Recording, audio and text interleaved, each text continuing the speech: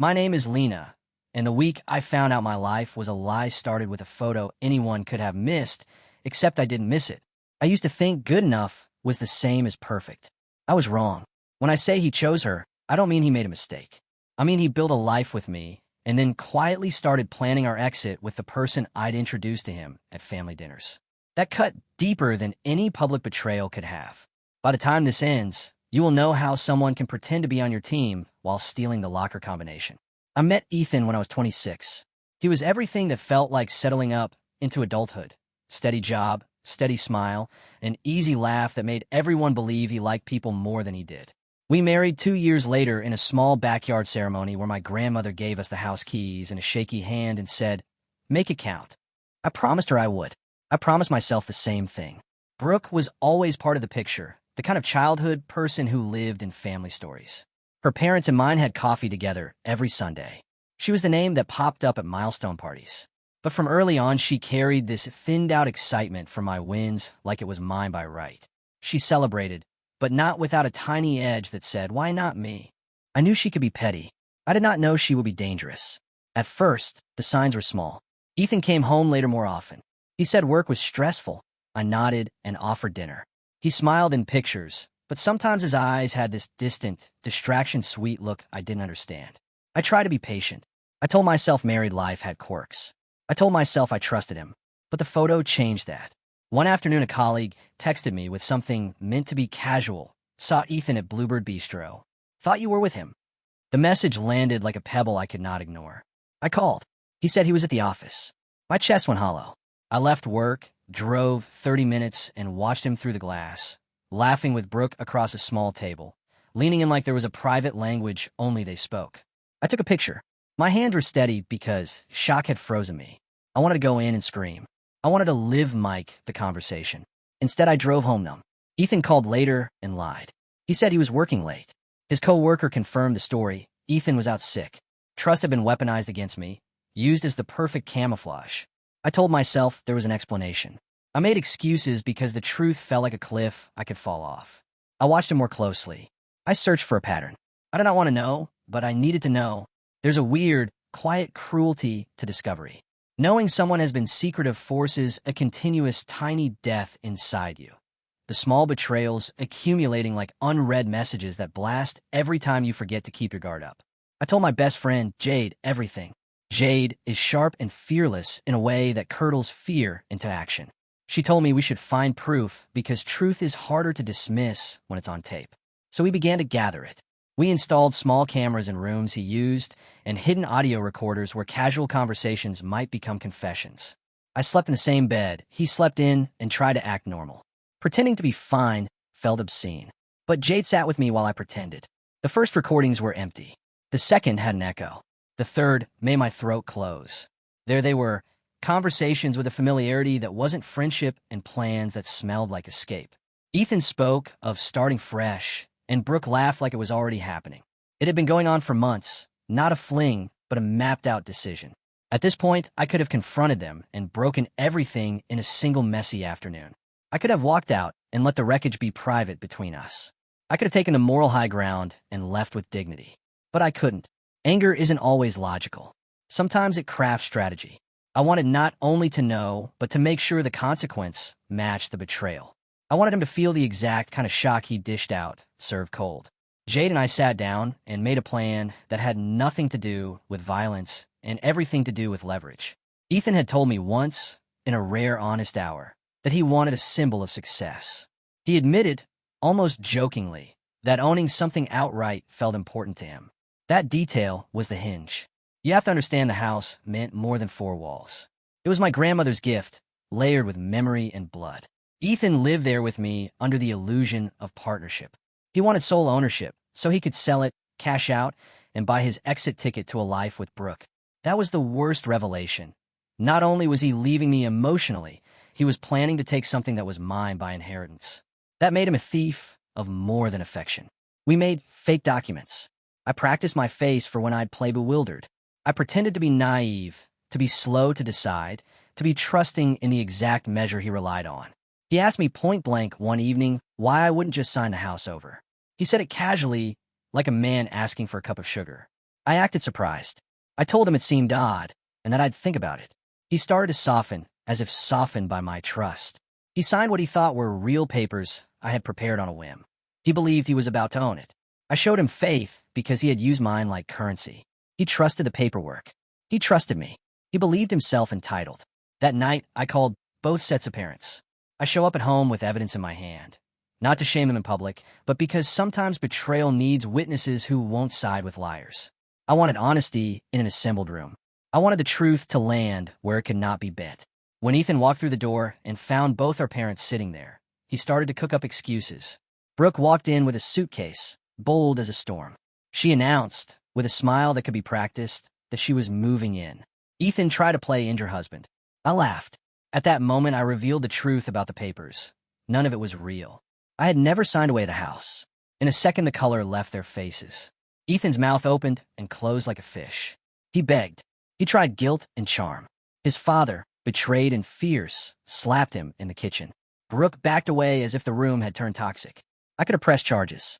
I could have made it a courtroom drama. Instead, I made sure the record was public and the humiliation was precise. I threw him out.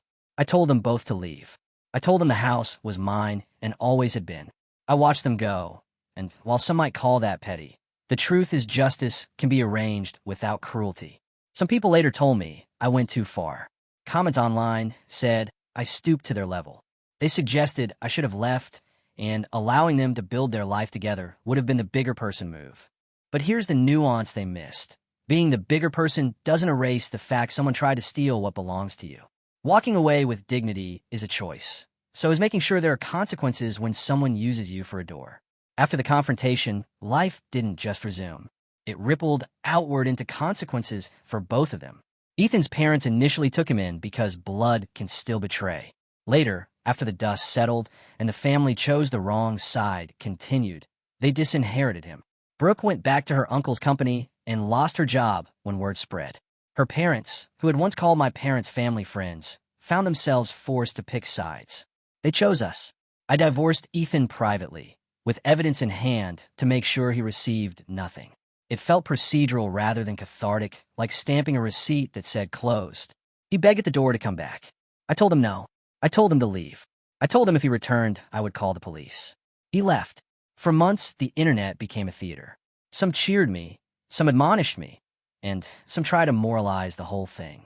One comment stuck because it was painfully entitled, "You shouldn't have done that. You stooped low. Let them build a life together." That commenter tried to force dignity onto me as if my dignity had a price tag he could appraise. But what people often forget is that there is a difference between revenge for revenge's sake and engineering consequence for betrayal. I wanted to make sure what they'd stolen would not be useful to them. I wanted them to find that the road they'd paved led to a dead end. You'd think that would be the end of the story. But human drama has a stubborn way of returning for an encore. Months later, Brooke tried another kind of sabotage. She targeted my friendships. She found me still safe because Jade stayed, loyal in a way that made my chest ache with gratitude. She tried the classic play, charm someone close to me, rewrite the narrative, make them doubt, but Jade had a backbone. She told Brooke the truth plainly. You took someone's marriage, you don't get to collect friends. Brooke tried to act wounded. Jade told her reality was sometimes about choices, not feelings. That part exposed a different betrayal layer. People who stab you in the back often assume friendships are marketable, easily transferable to whichever person offers the best convenience. They discover they can't buy integrity. That realization chews at them. Life after the storm was quieter than I expected. I returned to work. I fixed things that needed fixing. The fence, the garden gate, the way I let trust be used without question. I also learned something more valuable. Protection and openness can coexist. I would not become a paranoid hermit, but I would not hand my life like a blank check either.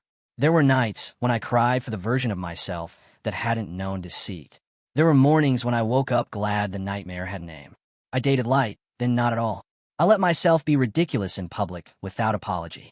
I learned to cook a dish my grandmother liked. I rewired the house with locks and a better combination on the safe. I met new people who were real in quieter ways. They showed up, they stayed for coffee, they did not measure my worth by what they might gain. Mostly I learned the difference between anger that consumes and anger that clarifies. I used the latter. It kept me from doing things I would regret later. It let me hold people accountable without becoming what I despised. Once, months after the last court signature, Ethan texted me a photo of a house with a caption that said, "Wish you the best." He wanted sympathy. I wanted to reply with a lecture about ethics. Instead, I sent 3 words. You chose. Those 3 words were not triumphal. They were a sentence that closed a loop. It meant I had accepted that there were limits to what I could change about someone else. It meant I had stopped making excuses for him in my own head. People ask me if I regret what I did. The honest answer is complicated. There are edges I wish I had softened, moments I wish I hadn't let anger guide, things I could have done with more elegance. But I do not regret preparing. I do not regret preserving what belonged to my family. I do not regret the clarity that came from gathering proof when my instincts said something was wrong. I also don't regret choosing community over spectacle. I could have exploded the moment into a viral spectacle. Instead, I let our families bear witness, because truth shared among those who know you is a different kind of justice. It's not about shaming for entertainment. It's about ensuring someone cannot erase the harm they did. Jade stayed. My parents stayed. Some people left because the pain of seeing me hurt was too much for them. That hurt in a different way. I forgave the ones who left. Forgiveness is an act of liberation, not reconciliation. Months passed, then a year. The house felt steadier. I planted lavender along the porch. I kept my grandmother's chair by the window like a relic I would not barter. I started going to therapy because the quiet parts of me needed tending. The therapist helped me hold the nuance of grief for what I'd lost and pride for how I'd reclaimed it. People online still asked whether I'd lowered myself. They wanted a moral judgment that fit neatly into their feed's algorithm. My response was always the same. What happened to me was messy and human. Real life is rarely a movie with clean heroes and villains. Sometimes you have to build a moral scaffolding out of complicated parts. Sometimes the bigger person moves aren't about stepping aside. They're about building boundaries. A few friends said I should have been kinder to Brooke, that she might have been lonely or unstable. I can feel empathy for a hurting person. I also can weigh whether their hurting should grant them a pass to destroy other people. Empathy without accountability becomes a shield for harm. In the end, the most surprising thing I learned wasn't how easily people can betray you. It was how powerfully the people who love you can respond. Jade's loyalty was not performative. My parents' willingness to show up changed the social map of our small circle. Other people's integrity became a mirror that showed me the size of a life worth protecting. So here's the last line I wrote first. Months before any of this resolved, I kept the house, kept my dignity, and learned that forgiveness doesn't mean forgetting the lesson. If you remember only one thing from my story, let it be this. Trust is generous, but it does not have to be blind. Forgiveness is a gift you give yourself. Protection is a promise you keep.